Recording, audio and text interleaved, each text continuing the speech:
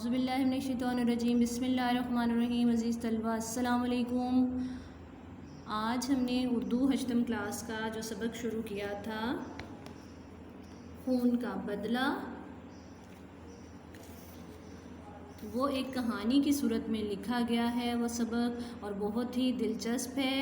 ابھی ہم اس کو پڑھ رہے تھے، وہ مکمل نہیں ہوا تھا، تو بچوں کو کہانیوں میں چونکہ بہت دلچسپی ہوتی ہے تو یقیناً آپ کو آج کے لیکچر کا بہت بے صبری سے انتظار ہوگا۔ تو آگے سبق کو پڑھنے سے پہلے میں آپ کو یہ جو ہم نے کل پڑھا تھا اس کے بارے میں تھوڑا سا بتاتی جاتی ہوں کہ کہانی کس طرح سے شروع ہوئی تھی۔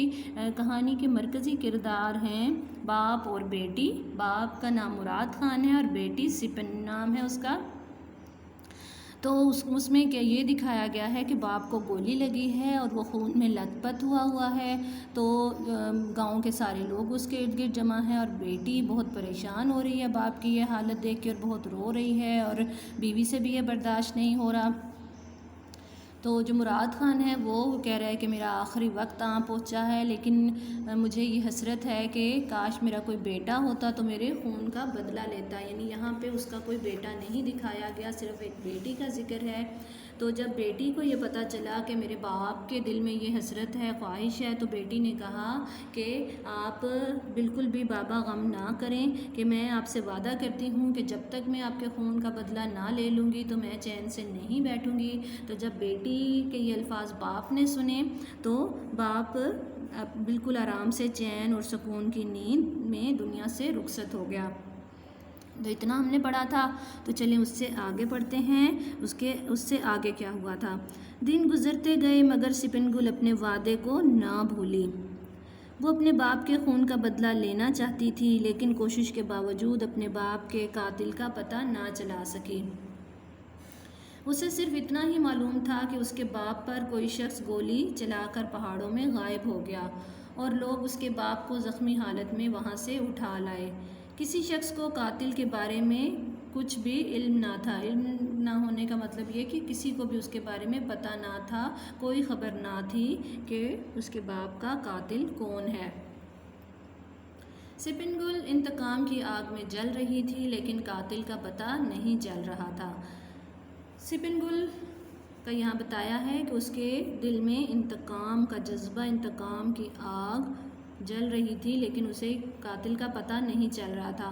وقت گزرنے کے ساتھ ساتھ اس کے جذبات میں کمی کی بجائے شدت پیدا ہوتی گئی۔ شدت یعنی زیادتی ہو جانا، بہت زیادہ ہو جانے، مطلب اس کے اندر جو انتقام کا جذبہ ہے وہ جیسے جیسے وقت گزر رہا تھا ویسے ویسے ہی وہ انتقام کا جذبہ اس میں زیادہ سے زیادہ ہوتا جا رہا تھا۔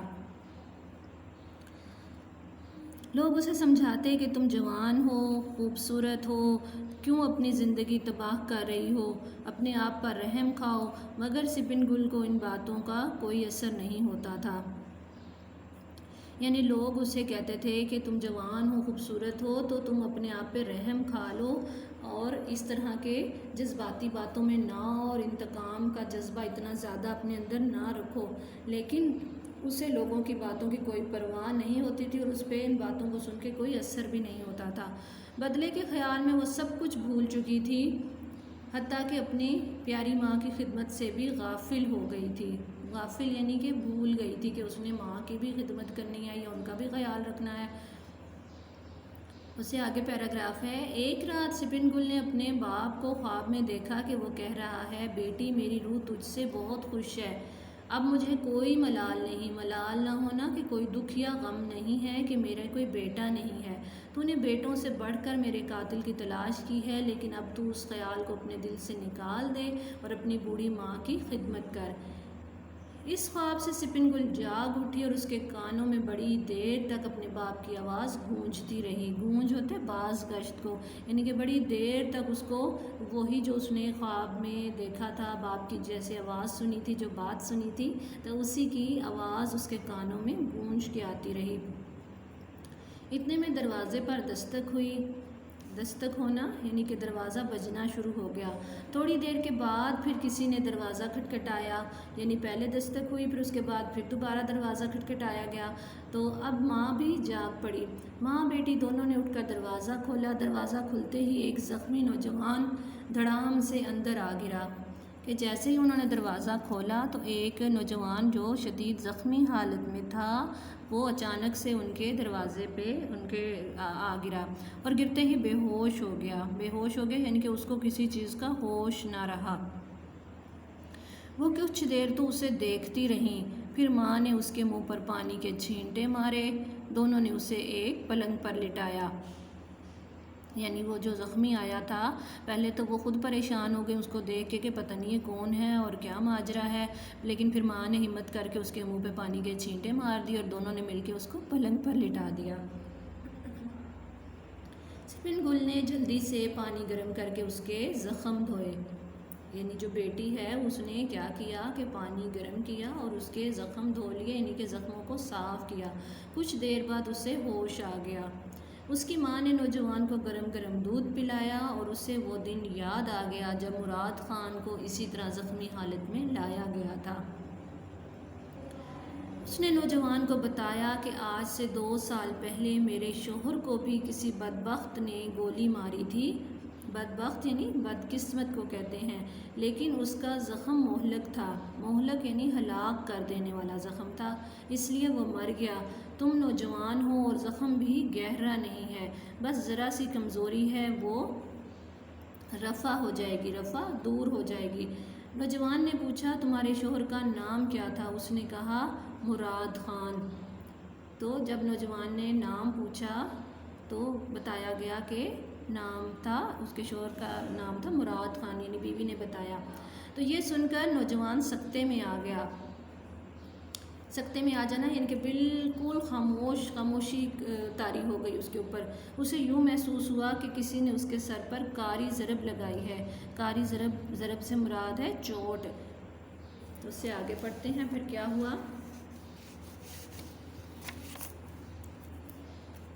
اس نے آنکھیں بند کر لیں۔ مراد خان کی بیوی نے پوچھا خیر تو ہے؟ اس نے کہا کوئی بات نہیں، درد کی وجہ سے کروٹ بدلنا چاہتا ہوں۔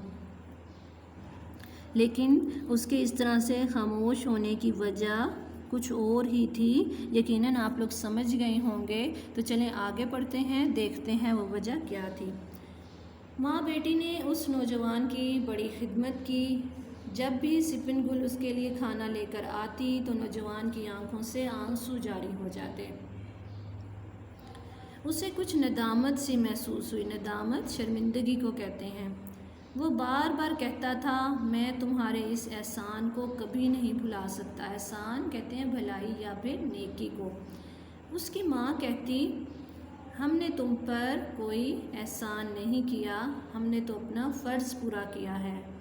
تم نے ہمارے گھر میں پناہ لی ہے، اگر تم صحت یاب ہو کر جاؤ تو یہ ہمارے لیے بڑے فخر کی بات ہے۔ فخر کی بات ہے یعنی ناز کی بات ہے، یعنی کہ ہماری اس میں خوشی ہوگی کہ اگر تمہارے زخم ٹھیک ہو جاتے ہیں اور تم ٹھیک ہو کے اپنے گھر کی طرف جاتے ہو تو ہمیں اس بات کی خوشی ہوگی۔ تو وہ جو ماں بیٹی ہیں وہ بہت مخلصانہ طور پہ اس شخص کی، جو بھی اجنبی ان کے گھر میں آیا تھا، زخمی تھا، چونکہ انہوں نے پناہ دی تھی تو اس کی بے لوث خدمت کر رہی تھیں اور ان کی خدمت میں کوئی عیب یا کھوٹ بھی نہیں تھا۔ تو اب اس کے بعد کیا ہوا، وہ نوجوان کون تھا، اس کے بارے میں جو تفصیل ہمیں معلوم ہوگی وہ ہم پڑھیں گے تو ہمیں پتہ چلے گا کہ کون تھا اور پھر کہانی میں آگے کیا ہوا تھا۔ تو آج کے لیے ہم اپنی ریڈنگ کو یہاں پہ روکتے ہیں۔ انشاءاللہ ہم کل کے سبق میں یہاں باقی آگے سے پڑھنا شروع کریں گے۔ آپ کو یقیناً اس میں بہت دلچسپی محسوس ہو رہی ہوگی کہ آگے کیا ہوا تھا، آگے کیا ہوا۔ تو انشاءاللہ جو آگے کہانی میں ہوا میں آپ کو کل انشاءاللہ ہم اس کو پڑھیں گے تو ہمیں پتہ چلے گا۔ تو ابھی جن کو زیادہ ہو گئی ہوگی لگن، دلچسپی بڑھ گئی ہوگی، وہ یقیناً خود سے بھی پڑھنے کی کوشش کر لیں گے تو آپ کو پتہ چلے گا۔ تو چلیں کل میں آپ سے پوچھوں گی کہ آپ نے کیا پڑھا، کہانی میں بعد میں کیا ہوا تھا۔ تو چلیں مل کے انشاءاللہ کل پڑھیں گے۔ ابھی یہاں تک آپ کو کوئی الفاظ معنی سمجھ میں نہیں آئے تو آپ میرے سے پوچھ سکتے ہیں، اور یہاں پہ جو الفاظ معنی میں نے آپ کو پہلے کروا دیے تھے وہ بھی میں ایک دفعہ آپ کو دوبارہ سے دکھا رہی ہوں، تاکہ اگر کسی اسٹوڈنٹ کا کچھ لکھنے سے کام رہ گیا ہے تو اس کا بھی کام مکمل ہو جائے اور اسے سمجھ میں آ جائے. تو آج کے بھی جو الفاظ معنی ہیں آپ نے اس کو اپنی کاپی پہ ضرور تحریر کرنا ہے.